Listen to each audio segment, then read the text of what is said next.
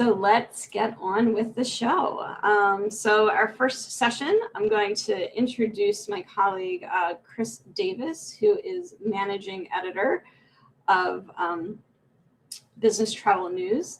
And so Chris is going to start out by sharing some results of the recent survey. And I added him and then accidentally deleted him. So I'll bring you back here on stage, Chris. So Chris is going to review some of the research results, and then he'll introduce the panelists for his session. So Chris, welcome, and over to you. All right, thank you so much, Jen. All right, good afternoon, everyone, and welcome to this BTN webinar on diversity, equity, and inclusion and travel supplier sourcing and procurement. My name is Chris Davis. I'm the managing editor of BTN, and I'm here with a panel of experts to present some BTN data on this topic and then have a discussion about these issues that hopefully you'll join us in, and I'm very thankful you took the time to join us today. This webinar is part of a series of DE&I related content BTN has published in the past few months. We have more panels today after this one, as Jen detailed. And this comes at a time when many travel managers are expecting a travel bidding and sourcing cycle that looks something like pre-pandemic processes, with annual requests for proposals, supplier negotiations, and performance-based contracts. But some companies have used the time during the slowdown in business travel caused by COVID-19 as an opportunity to reshape their procurement process with an eye toward diversity and inclusion, with deeper and more detailed assessments of suppliers' diversity initiatives and the relationship with their business travelers. I have with me today three experts who are going to discuss the state of these trends. Elizabeth McCormick, who is the president of Uniglobe Travel Designers, Carol FERGUS, who's the Global Travel and Meetings Director for Fidelity International, and Kimberly MEYER, who is the principal of Meeting Strategy and the Data Angel. But first, I would like to present some of the data we collected in a recent survey on this topic. BTN, from March 30th to April 29th, conducted an online survey of subscribers of our publications and received a total of 163 responses from travel professionals who indicated that they purchased or managed travel for a corporation, government, association, or educational institution. We asked these travel managers several questions about DE&I, but I do think it's worth noting that after BTN editors developed these draft questions for the survey, we solicited the input of a panel of buyers, suppliers, and third-party professionals to discuss, that we developed specifically to discuss diversity, equity, and inclusion issues. The panel offered feedback to us in the development of the final survey before it was sent to respondents. Here are some of the responses. Okay. You see, we asked respondents whether they agreed with the statement that DE&I initiatives are important to my organization. And as you can see, the vast majority, 83%, agreed or strongly agreed, and only 8% disagreed. We asked this question to try to get a baseline of respondents' perception of their organization's attitude towards DE&I.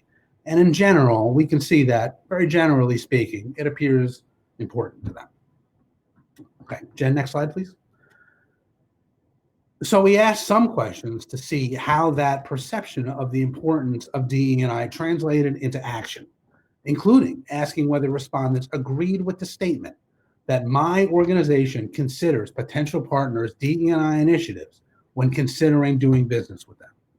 Considers, of course, is a deliberately broad term, and we found that almost 60% of respondents agree or strongly agree that their organization does so, and only 11% disagree. Now, considers can mean different things to different people. So when it comes to sourcing, we asked a few more questions to try to drill down on the specific actions respondents were taking. Jen, next slide, please. As part of that, we asked respondents whether their organizations work to ensure a certain percentage of travel supplier partners are owned by women, people of color, and or marginalized individuals. And as you can see here, more than half, 51%, said their organizations do not. 28% they did look to ensure a certain percentage, and another 10% didn't know. You'll notice we gave respondents an option to give another answer, and 12% did. Some of the open-ended responses we received to this question noted that respondents do attempt to secure a diverse roster of suppliers, but do not have a particular percentage or number they shoot for. And some indicated that they considered this a potential tiebreaker between suppliers. Others said they plan to do so in the near future, but haven't set up a process to do so now. And some did take the opportunity to let us know that they disagreed with the concept of ensuring diversity in travel suppliers. Jen, next slide, please. For those that do look to diversity in travel suppliers, we wanted to see how formal a process it is. So we asked respondents whether their organizations assess the DE&I goals and initiatives and results of potential supplier partners in the RFP process or other sourcing exercise. About 41% said they do, in fact, include those kind of questions in their RFPs. Another 15% aren't even sure if they do. Okay, next slide, please. We also asked about differences in assessing would-be partners' DE&I initiatives by supplier category. And respondents could choose more than one answer here, but the categories most noted by respondents, TMCs, and hotels still were selected by only a quarter of respondents. These, of course, are some of the categories most commonly sourced by travel buyers, so perhaps it's no surprise that they lead the pack in categories that respondents have assessed for DE&I initiatives. All right. Now let me say this is not the entirety of the data we collected on DE&I and travel management, and more data can be found on our website at businesstravelnews.com. But the data in these slides paints a picture of an industry that, generally speaking, is increasingly interested in incorporating DE&I concepts into the travel sourcing process, even if those issues aren't necessarily widely considered a determining factor in supplier partner choice. So all that said, I'd like to turn to our panel, and I would like to start with Carol FERGUS, who is Global Travel and Meetings Director for Fidelity International. Carol, could you please introduce yourself, offer a little bit of your background, and also describe a bit for us how DE&I plays into the Fidelity sourcing process?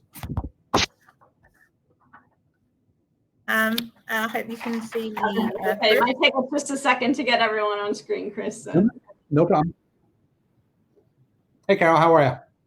I'm fine, thank you. And thanks for this opportunity. I feel that I've got the sun on my face. I'm in a room and the sun all of a sudden it's shining on the righteous, as they say. So I'm kind of trying to move away from it.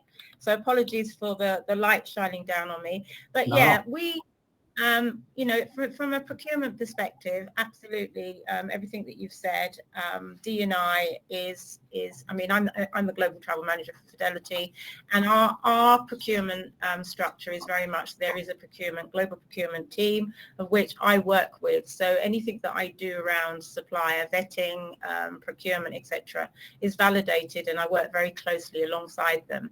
I think the way that the procurement team works within Fidelity is that, you know, DE&I is very important to what they do. So when I was in that team, there was the question like, you know, do you have an environmental policy? They'd say, do you have a DE&I policy? And it was very much, let's tick the box. I think now it's a lot more about what does that mean? So it's not just do you have a DE&I policy, but it's what does that mean? And also they are working with associations that deal with companies or suppliers from minority group. So yes, there is a focus on D&I in the procurement process. As to being, you know, best in class, I think we've got a ways to go. I think that goes for a lot of organisations. But there is definitely a focus there, and it is definitely written in the documents that we send out. And, you know, it's something that Fidelity as an organisation is working on. Okay. Okay, thanks, Carol. You know, I was hoping you could drill down a little bit, perhaps, into how that process has changed in terms of incorporating those D&I concepts. Say over the past few years. I know you mentioned some sort of maturation of the process, but I was hoping you could drill down a little bit into some of the specifics as to what has evolved in the past few years. Right, okay, fine. So as I said, we have linked with a number of associations that deal with minority groups. I don't believe that the process in terms of, yes, we ask the question, and yes, we drill down in terms of what does that mean and the, you know, the effects it will have on Fidelity and does it align with our culture. But in terms of the decision making, I don't believe that Fidelity is at that place where they would choose an organization that is majority female owned, black ownership, et cetera, over an organization that isn't. I think it would be about the capacity, the capabilities, the ability to be able to provide that service more so than is this a diverse organization. So I think that still has a lot to play. The other thing is when you look at the financials, a lot of the organizations we find that are from minority group tend to be on the smaller size. So if the large investment bank, they will say, you know, can they actually support us, both in terms of the service they provide, the technology, but from a financial perspective as well. So they look at that. But I think one of the things that that we can do in addressing that, and I can't say hand on heart that that's something that Fidelity does, is to look at the larger organizations that we work with and get them to collaborate with some of these smaller companies to give them the opportunity to work with businesses like ourselves, and also to develop and grow so that they do have the capacity, the volumes, and the ability. So from a process, yes, the questions are in there. Yes, there is a focus. Yes, we are talking to organizations from minority groups, but can I say hand on heart, it is the number one deciding factor as to who we use as a supplier? Absolutely not. Does that kind of answer your question? I think it does, and I think it jives very closely to some of the data that we just saw there in terms of where folks are at in this process. I appreciate you detailing that for us, Carol. Our next panelist is Kimberly Meyer, who is principal of meeting strategy in the Data Angel. Kimberly, maybe you could talk a little bit about your role in the industry, your background, and how your clients are approaching DE&I. Sure, thanks so much. So I run a small technology company, and also I facilitate a private group of large corporations, heads of meetings and events. And I've been working with that group for almost a year now on some initiatives around diversity, equity, inclusion. And we're considering adding B, which is belonging, with the idea that this is not just about, but at the start, of course, it is about finding suppliers with suppliers who are previously disadvantaged. The belonging piece in a lot of our conversations beyond just supply chain is really about creating environments within our own meetings and events teams, within our supplier community, and within our attendees at events, that really everybody does feel a sense of belonging. And that goes kind of far beyond just the procurement piece. That really is the entire process of planning, managing, and executing meetings and events. So we're doing a lot of discussion on that now. Okay, very good. You've mentioned, how much do you think, especially in your role as head of that meetings group, how much has that changed recently? Are you seeing, a lot more of an additional focus from these folks on that process, or has it, remained static? Yeah, I think many of the large corporations have had initiatives corporate-wide, the Fortune 500 for many years around this. And I think now people are really engaging and kind of jumping in with both feet to say, we want to own this in our segment as well, in meetings and events and in travel. And we want to do some more things about it, if you will. And so I'll just give you an example. I literally got an email this morning from one of the largest companies, the head of meetings at the largest company in the world, saying, hey, I've got some new information on neurodistinct communities I'd like to share and how to be inclusive around those communities. And quite frankly, I had to look up neurodistinct to see what that meant. It's not something we talked about yet, but I think it's this wonderful explanation of we're going kind of beyond what we've said about, hey, just somebody who's minority certified, to say, how do we really include everyone appropriately? So it's a broadening process that you're finding. Absolutely. As recently as today. Okay, thank you so much, Kimberly. I appreciate you being here with us today. Our next panelist, is Elizabeth Blount McCormick, president of Uniglobe Travel Designers. Elizabeth, I'm hoping you could tell us a little about your background in the industry and what you're seeing being on the other end Okay, sure. So I'm the CEO of Uniglobe Travel Designers. We have 2 locations. One is in Columbus, Ohio. The other one is right outside of Atlanta. As a Black and women-owned business, as a supplier, I see that things are getting better. Pre-COVID, oftentimes we would participate in RFPs, and essentially organizations would just want to check the box, but not really give us an opportunity. And so that and I'll talk about it a little bit later about how I decide if we're going to respond to an RFP or not.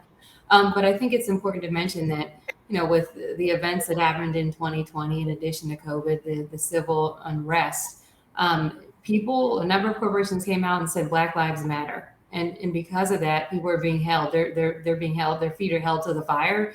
And so because of that, I think there still is drive and an initiative to really talk about equity and give businesses an opportunity that are from underrepresented communities. And that really makes me excited, especially because we're having this conversation now, so it hasn't gone away.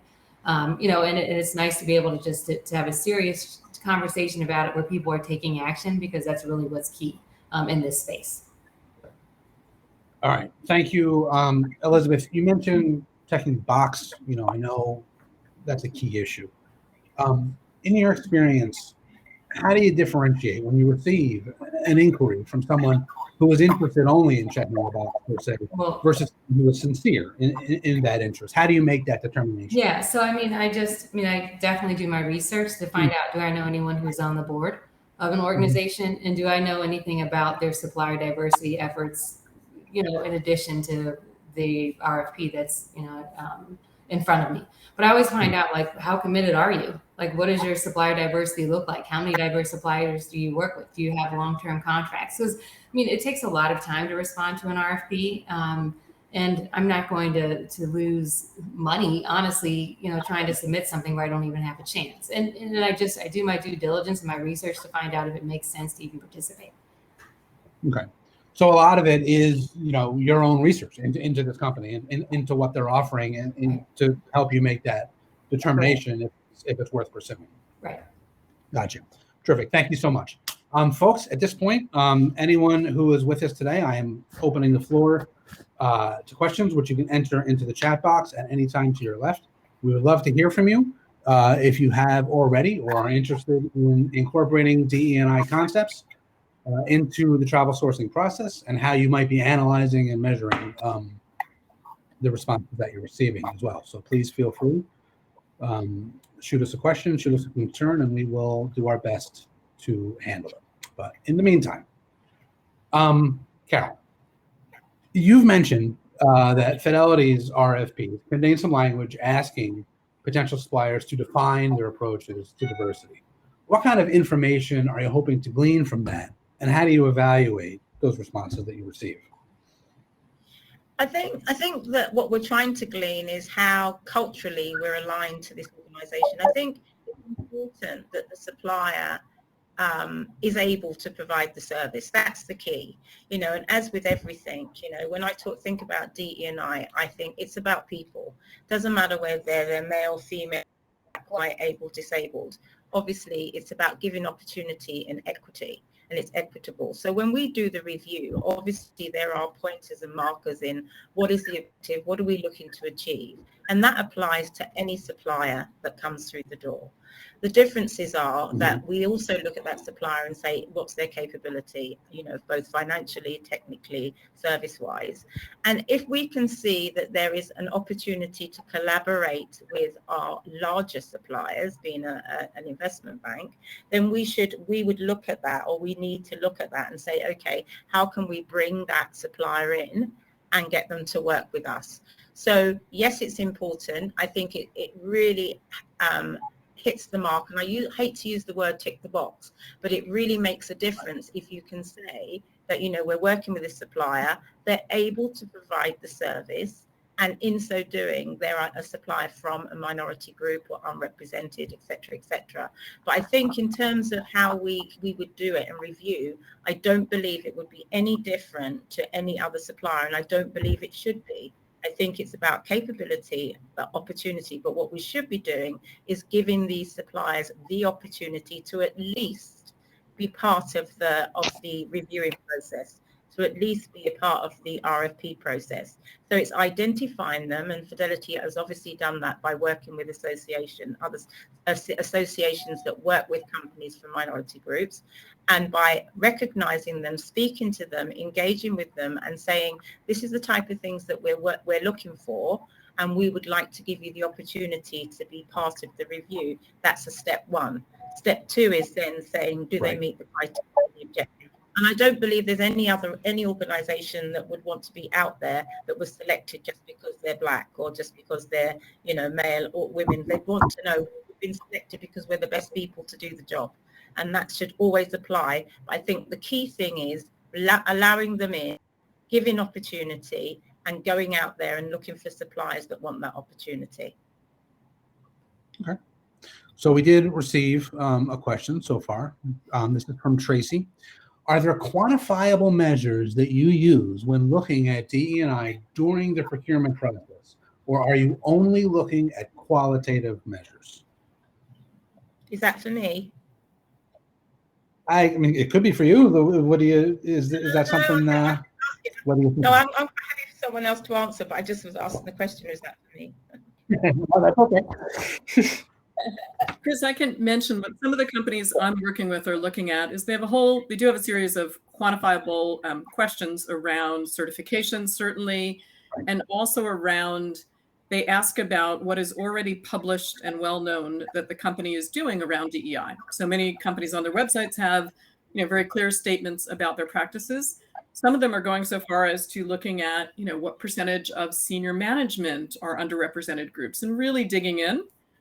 The recommendation kind of that our corporate group is making is that, even if you don't have the resources or the time or ability to go that far, to ask a couple of questions, and even if you can't, really put those in a database and track them specifically yet, but to ask a couple of questions of suppliers so that suppliers are all aware that this is an important issue. Even if we're not going to take steps tomorrow, we're certainly going to take steps next month and next year.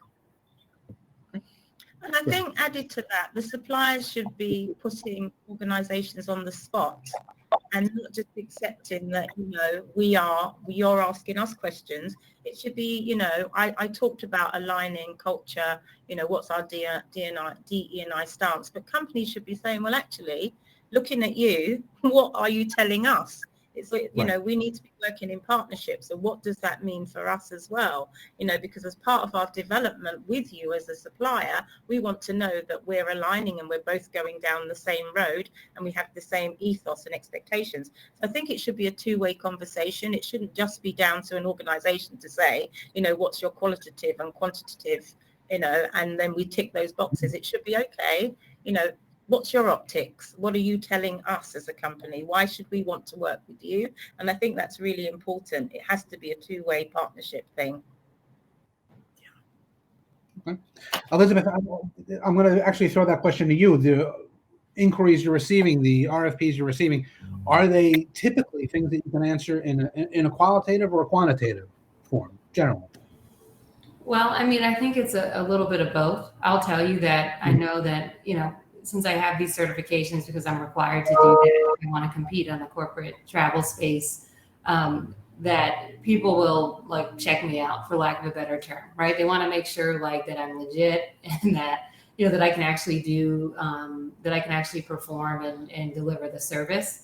But similar to what Carol was saying, I mean, I'm interviewing clients and opportunities as well to see if it's a good fit. Right. Because I'll just to be honest with you, as a woman and Black woman, sometimes the way that we have to, I was always brought up that I have to be 150 times better. OK, so the thing is that with that, the level of excellence and how we have to deliver is just what I have to do. But I always like to remind people that when you're dealing with, other organizations like the Black and women owned and brown and Hispanic, they can make mistakes too, but just it should be an even playing field. Does that make sense? Everybody can make a mistake regardless of what their race is or their sexual orientation is. And it's just something to think about. I think that there are times where it's these sticklers, oh, you're a minority. Wait, can you do this? Or let's pound and lower your costs. Absolutely not. If we're talking about equity here, there have to be opportunities. There have to be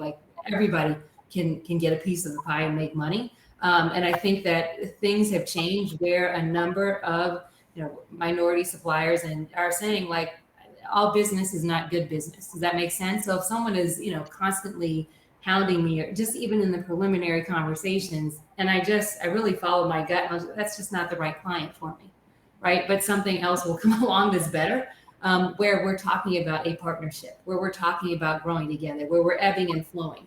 And those are the kind of opportunities that I'm looking for.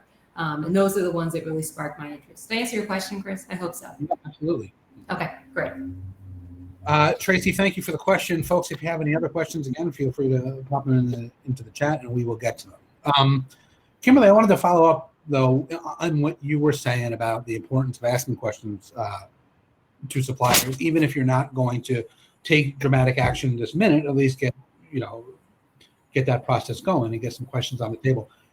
My question is, though, for those people, how are they coming up with the questions they're asking to the suppliers? You know what I mean? Like how do they know what to ask to get the kind of answers they're looking for that would actually be illuminating? Are they coming up with them on their own, or is there a database they can use? How do they cross that line? Yeah, so we've been surveying mostly large corporations, and some of their procurement departments and their DE&I groups, have a list of 40, 60 questions, and others are coming up with some on their own. What we as a group are working on are, here's just a few questions that everybody can consider. And, quite frankly, one of the things this group is going to suggest is it doesn't probably make sense to ask suppliers in the meetings and events world over and over again 40 questions that they have to answer, a single hotel, for example. So what we want to do is make it a short list, make it things that everyone can incorporate, that hopefully their procurement department already accepts if they're on that route, but if you don't have the questions, and try to make it a little more standardized in the industry, because we've got to be kind to these suppliers in terms of time and staff. And if we could come up with more standardized questions, then they wouldn't have to go through so much work, answering everybody's quote unquote different questions. Right. Yeah, hotels love it when you send 40 to 60 questions each time. We're trying to get very far away from that. Okay. All right. Terrific. Elizabeth, a bit about how that sourcing process has changed in recent years. My question for you is, how formal right now are you finding that process? Our data showed that we showed before, 41% are actually including DE&I questions in RFPs, but are others contacting you in a less formal way to glean information about it? Absolutely. So, from a large bank here, in the U.S., well, actually all over the global, the head of procurement actually reached out to me and he wanted to talk to me about my business and our capabilities. And I'm talking to the decision makers. It's not like an entry level, because oftentimes, as a women-owned business and Black-owned, like I have to go through different channels. Is it supply chain? Is it procurement? Is it purchasing? And oftentimes I couldn't in the past get to that person who can make the decision. Well, now I can't. Right. They're coming to me, right? And they're looking for me, and they're talking about equity. And so it's very different now, where, it's like, I didn't now, which is nice. I don't have to work as hard as I had to in the past, right? Because people are calling me and saying, hey, we want to do business with you. What, how can we do this? Tell me about your business. Let me connect you. I mean, I've had a number of calls just with different people that are the decision makers, which is very different compared to pre-COVID, where I was just trying to, like, at some points, just guessing who I needed to talk to and just banging my head against the wall, getting nowhere. Right. Sure. Is that better, though, in terms of having that, having it outside the formal process? Does that work better for you? It's about the relationship, right? Because we do business with those we know, trust, and like. And what I always say is, I'm glad to be on your radar.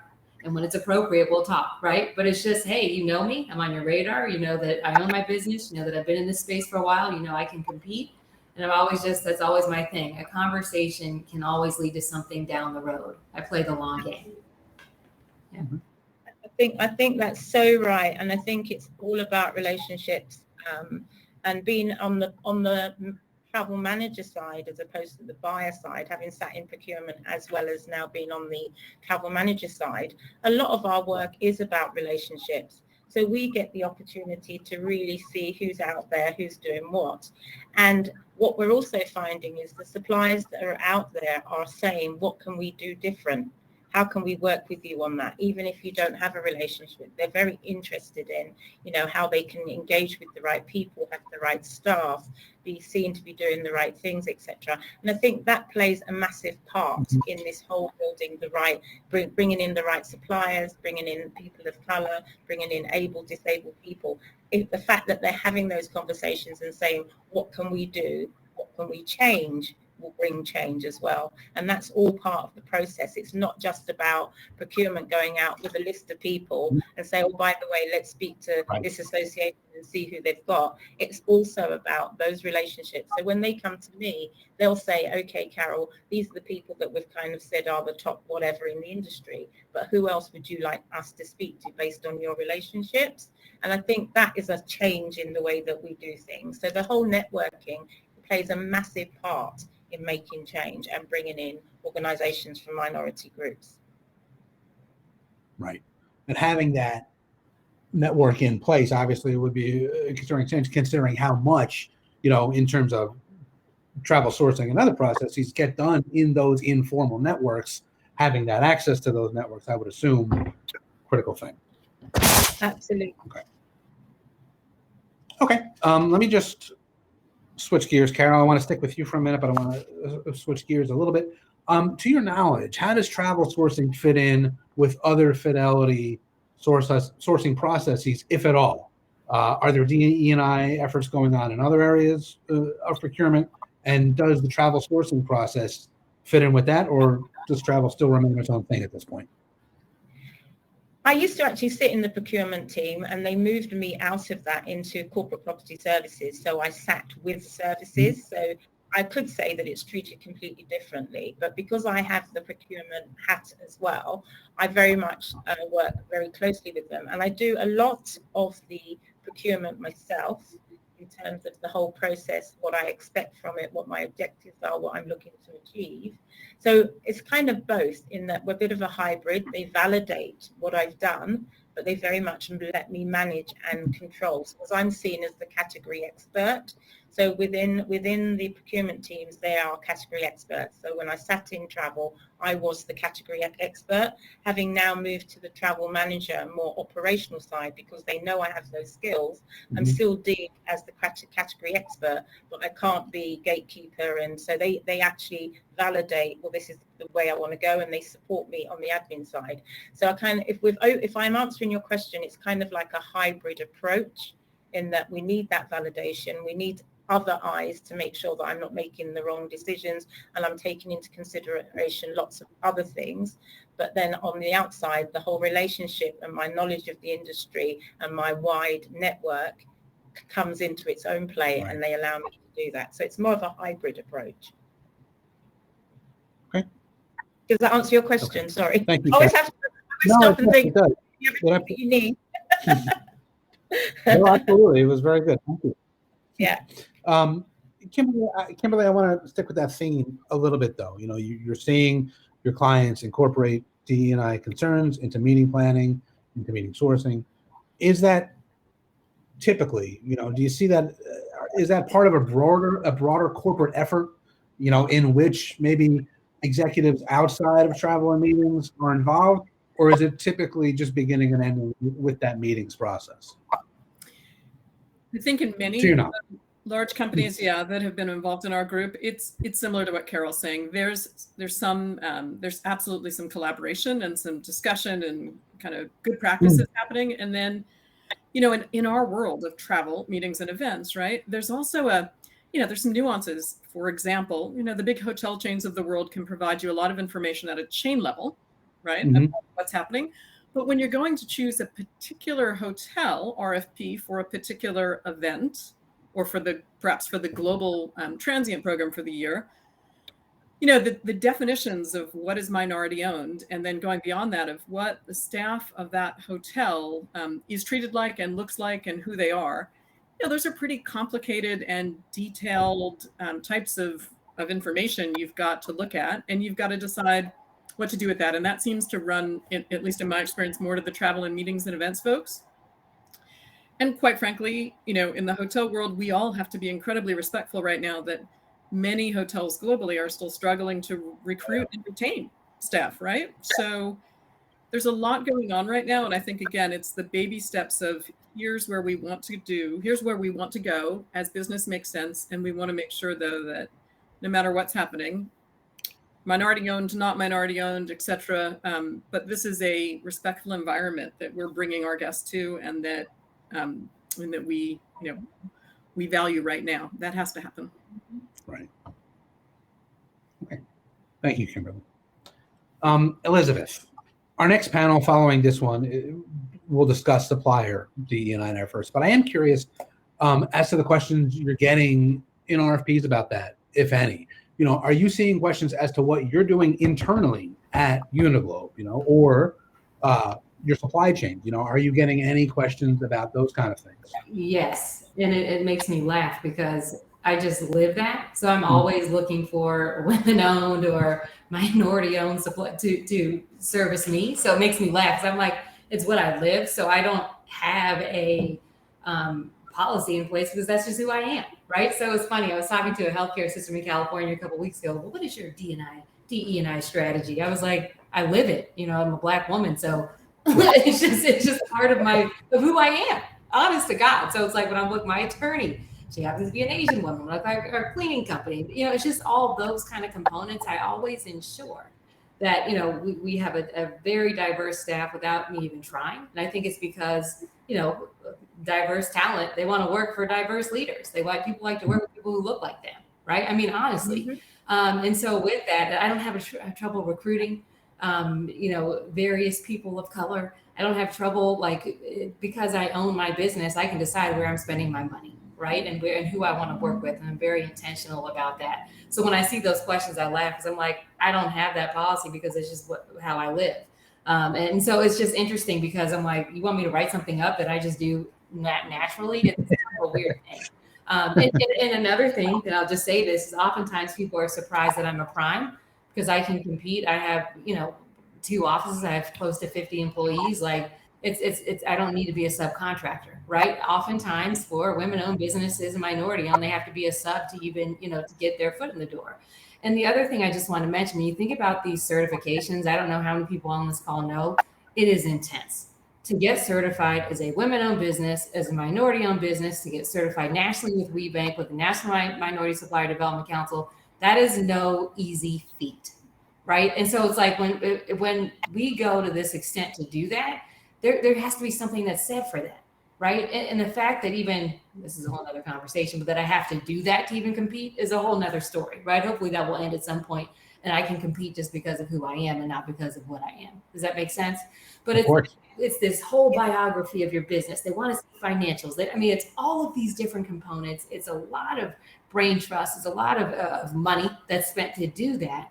And I think the reason I've become so much of a stickler about deciding if I'm going to participate in our RFP or not is because if this is just check the box, they don't respect me as a person and as a business owner, right? And it's that partnership, it's the relationship.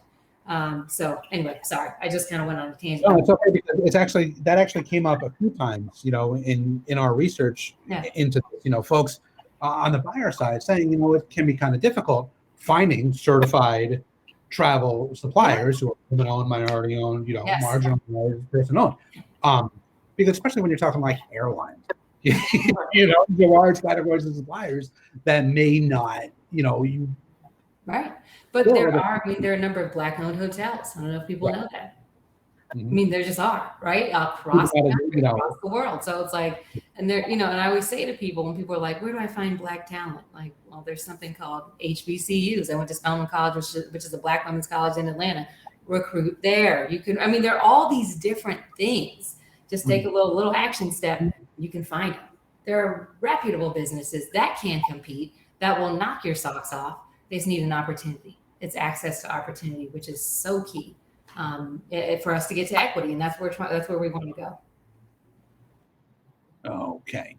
Now, let me follow up on something you said a minute ago about how you're talking offline, perhaps with some of the senior management in questions. Typically speaking, who's analyzing the responses that you're giving them? Is it senior management, or is it that travel procurement? You know, do you know, like, who is actually? It's just, and that's where there's a disconnect, right? And I think, Chris, when you and I talked, I said this thing has to be just embedded in the fabric of your organization. It has to start from the top down. We're talking about, like, I'm going to look, is there a senior, is there an SVP who looks like me? If they're not, do I have a chance? Maybe not, probably not, right? So it's like, it has to be in your organization, though. It can't just be this little procurement team. You can try, like, to move the needle a little bit, but it has to be embedded throughout your entire organization to really move ahead as far as diversity, equity, inclusion, and access is concerned. And I like the B for belonging too. But it's like, I always talk about, like, what about access? And, you know, Chris, that's key. It just has to be a part of it. And if it's not, it's really hard to move forward. There was a question that we were asked, how do we get people more comfortable? Right. Like with suppliers that are new to them, right? And I always say, if you do the same thing you've always done, you're going to stay where you've always been. You have to take a chance. You gave another organization a chance. Why not give somebody else who doesn't look like you an opportunity? It's a mindset shift. So, you know, and to be honest, you know, following up from that, you know, if you just keep it within the procurement, then you've got good intentions. We don't want good intentions. We want a decision. You know, a lot of these people, they're negotiating and talking to you and making decisions with one hand behind their backs. No, we want the people that say, today, the answer to this is, yes, you can. You are in. It's not a tick box. And when you go to the middle level, the lower levels, etc., it's all about good intentions. We hear you. You know, in the words of the Japanese, I means I hear you. It doesn't mean yes. What we want is yes. You know, and I just think it's really important that companies recognize that. And when they put these strategies together, they put these questions together, it is not a tick box. It is not well-intentioned. This is someone's time that you're taking. Realize that and be prepared to give an honest answer, give good feedback, give them reason to be in that room. You know, and I find that, you know, if we all started doing that, it would make a difference. When I meet with my suppliers, I will say, you're either in or you're out. And I will make the decision with you now, not next year, not next week. I'm not going to go and ask anybody. You know, you're in or you're out, and you're in because you did this, and this, and you're out because you did this, and this. We want plain speaking. We don't want good intentions. We just want plain speaking, the right decisions to be made, and to feel comfortable. We use that word comfortable, to feel comfortable that we have had an educated and constructive discussion to realize ourselves, I can't actually do that. Or, yes, I can, and I'm prepared to take it on. And when I'm with an organization that recognizes that and has had a good and honest and open discussion with me without being uncomfortable because I'm a woman or because I'm Black or because of where I come from, it's because of my capabilities and I can perform and I can deliver.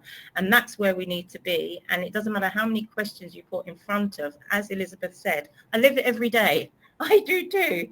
So, you know, and I'm with her every step of the way. And I think it's so important that that's what needs to change. It is just a conversation, any conversation you have with anyone in the world. And sometimes it's tough and sometimes adults, and that's what we need to behave like. And ask the question as well. You asked a question about, Chris, about, you know, who puts these questions together and, you know, who makes the decision. And some people have a list of 40 and 10 and whatever, and some come from the D&I department, some are made up. Why are we not asking our suppliers? And the first thing we should be asking is, why are you asking that question in the first place? Why are you asking the question, and what is going to be the impact of the answer? So what are you going to do with that information? You know, and that's the key thing. And go out and ask your suppliers, you know, in terms of an RFP, you know, what are the key things? What is going to bring out the essence of what we're trying to do? Get them all in a room and say, I'd like to invite you, but I don't want to send you a document with 50, 100 questions. I want to keep it very sharp, very to the point. So what is it that's going to make you bring out what I'm trying to realize? It has to be a partnership, and we've said it 100 times. I've ranted, but I've said my bit now. Yeah, by all means.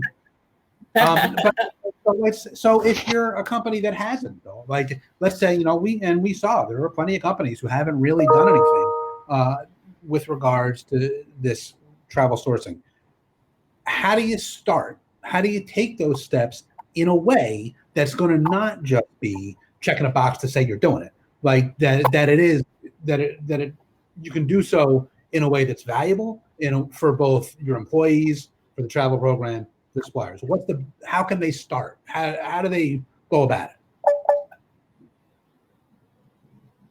Anyone can take that one.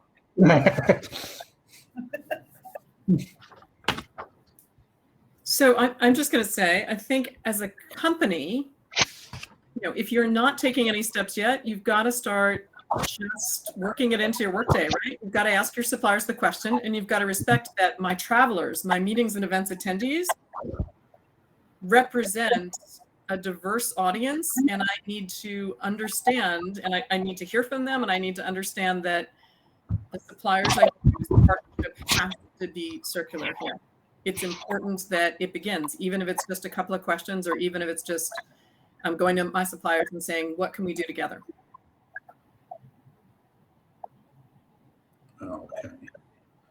Okay, thank you, Kimberly. Guys, we are starting to get a little concerned with time here. So I'm going to open the floor. Tracy, I believe Carol already answered. I see you have a question in there, but I believe Carol addressed it already. If you have one piece of advice that you would offer somebody who was getting started in this process, Elizabeth, I'll start with you on this one. What would it be? Well, what was the one thing you would like to let folks know who are starting off in the process how to do it effectively? Yeah, I'd say take action. Be open to having conversations. It's not hard. They're at your fingertips. It's not impossible. Because, there's that whole, I hate this phrase, boil the ocean, but people are like, how do we even start with this? It's like, it's look at your supplier base. Is there an opportunity, right? It's just taking that action, doing a little deep dive, looking at your organization with realistic eyes on it. Like, okay, wait a minute, let me just think about this all the way through, and then take some action around it. And give another company an opportunity, because the majority-owned companies, they all had one. They haven't all been perfect. So it's like, just take action and be intentional about what you're doing. Mm-hmm. Carol, I'll offer you the same question on that. To be honest, I just think it's the same as Elizabeth says, be bold, just go out there. The world is there for everybody, and there's opportunity for everybody. Just be bold, keep knocking on those doors, network widely, speak to as many people as you can. There's all these different conferences, events, for the suppliers. They're there for a reason. And a lot of the suppliers, the buyers and travel managers attend. Seek them out, go and talk to them, speak to these organizations, tell them who you are. You never know that one person that you thought this is never going to happen will be the person that contacts you on LinkedIn or calls you the next day. So be bold. Just go out there and, say, I can, this is who I am, and introduce yourself. Don't hide, and don't make assumptions, because a lot of companies think, oh, they're never going to look at us, we're too small or whatever. But you never know what projects are happening within an organization where you would be a perfect fit. So don't make assumptions, just speak to everybody and just get your name and who you are out there. That's my recommendation. Okay, thank you so much, Carol. Kimberly, I'm going to ask you the same question. Any final thoughts, any advice you have for folks listening in?